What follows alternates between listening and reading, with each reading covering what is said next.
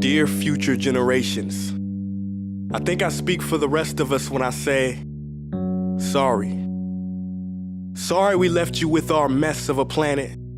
Sorry that we were too caught up in our own doings to do something. Sorry we listened to people who made excuses to do nothing. I hope you forgive us. We just didn't realize how special the earth was. Like a marriage gone wrong, we didn't know what we had until it was gone. For example, I'm guessing you probably know it as the Amazon desert, right? Well, believe it or not, it was once called the Amazon rainforest, and there were billions of trees there, all of them gorgeous, and... Oh, you don't know much about trees, do you?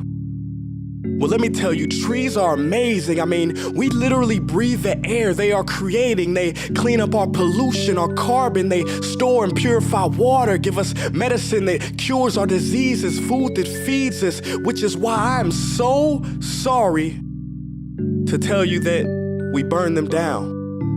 Cut them down with brutal machines, horrific, at a rate of 40 football fields every minute. That's 50% of all the trees in the world gone in the last 100 years. Why? For this. And that wouldn't make me so sad if it weren't so many pictures of leaves on it.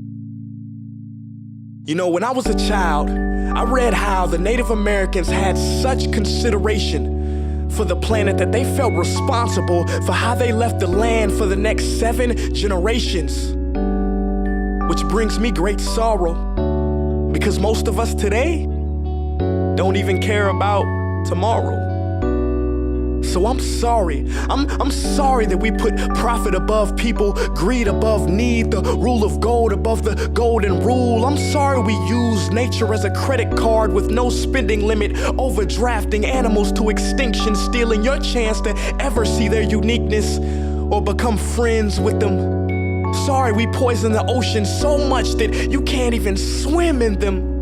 But most of all, I'm sorry about our mindset, 'cause we had the nerve to call this destruction progress. Hey Fox News, if you don't think climate change is a threat, I dare you to interview the thousands of homeless people in Bangladesh. See, while you were in your penthouse nestled, their homes were literally washed away beneath their feet due to rising sea levels. And Sarah Palin, you said that you love the smell of fossil fuels. Well, I urge you to talk to the kids of Beijing who are forced to wear pollution masks just to go to school. See, you can ignore this, but the thing about truth is, it can be denied, not avoided.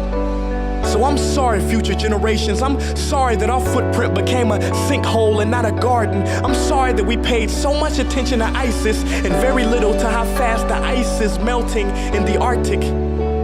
I'm sorry we doomed you, and I'm sorry we couldn't find another planet in time to move to. You know what? Cut the beat. I'm not sorry. This future, I do not accept it, because an error does not become a mistake until you refuse to correct it. We can redirect this. How? Let me suggest that if a farmer sees a tree that is unhealthy, they don't look at the branches to diagnose it, they look at the root.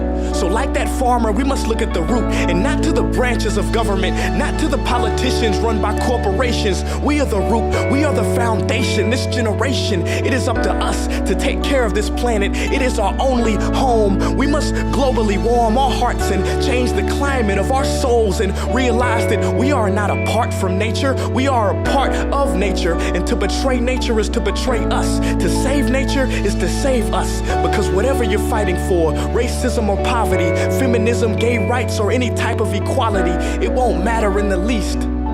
Because if we don't all work together to save the environment, we will be equally extinct. Sorry.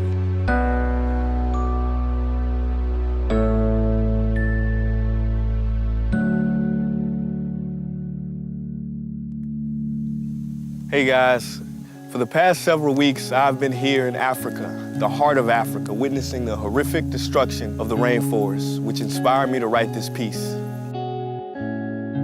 Why are forests being destroyed at such an enormous rate? For this, Today we live in a world where destroying trees makes you money. So what can we, normal people, do about it? One way to directly fight the destruction is to stand for trees. By standing for trees, not only can you save the lives of trees, help forest communities, and protect the rights of animals to live in their homes, but you will also balance the amount of pollution that you yourself give off with your everyday activities, making you a part of the solution and not the problem. This is the option that I chose. But whatever way that you choose to stand for trees, do it. Because a wise man once said, when the rivers are all dried up and the trees cut down, man will then realize that he will not be able to eat money.